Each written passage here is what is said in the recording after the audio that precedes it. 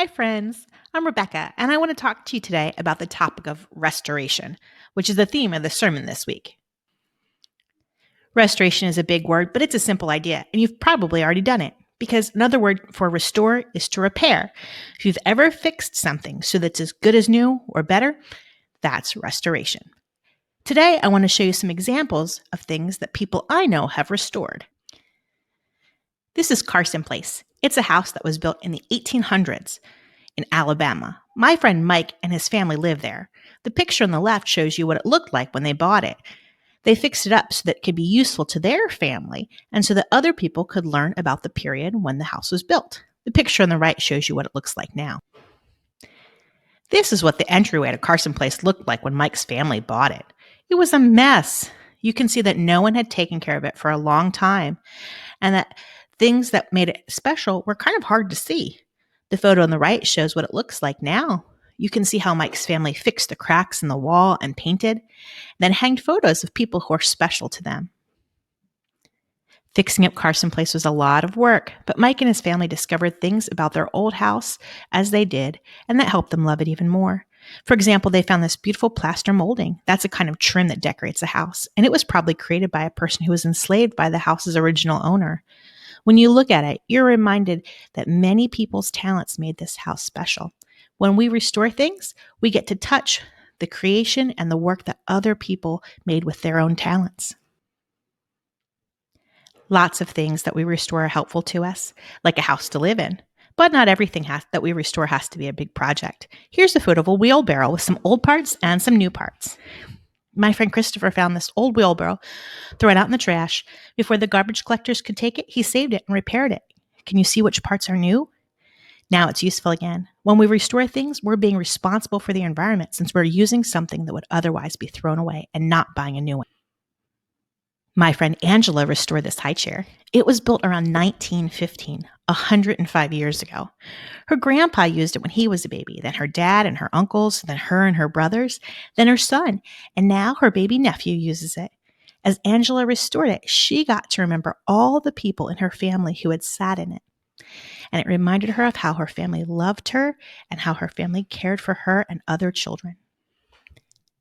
Speaking of babies, here's a diaper changing station that my friend Paul restored. Paul has 2 young children, so he gets to change a lot of diapers. It's nicer to change diapers on a beautiful changing table.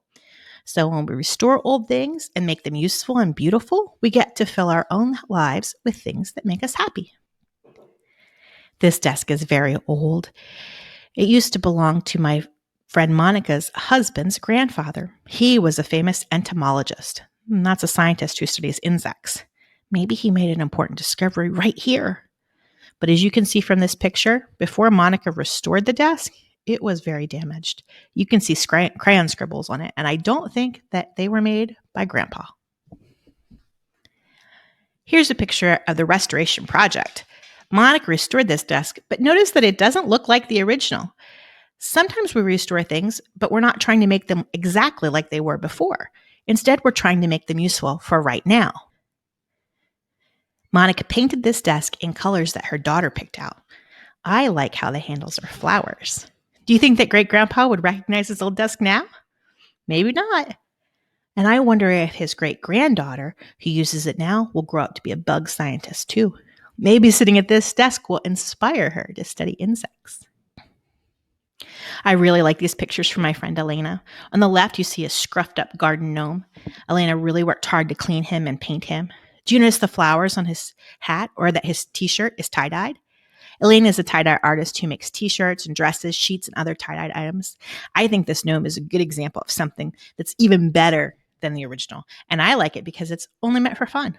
Sometimes we restore things to be helpful, but sometimes we restore them just because they're special to us and we enjoy them. And sometimes we restore things just because it's fun. I bet that my friend Angela had a blast restoring this old painting of Jesus. On the left, you see the original. Notice that the ways in the picture of Jesus on the right is different, with darker skin and darker hair and rainbow socks. You can probably see some other changes that Kristen made too. When she restored the painting, she did it for the joy of restoring something and because she knew our friend Derek would like the painting as a gift. So she had 2 reasons to be happy as she restored it. Because the work was fun and because the final product would bring Derek joy too. Here's one more picture. It's one of my favorite restored things, the Tallgrass Prairie Preserve in Kansas. It's part of the National Park System, which allows all Americans to help restore nature. If you've restored something, tell a friend about it or a grown up in your family or in your church. And if you want to restore something, ask a grown up in your life for help. Even if you're very young, you can be a helper and restore things.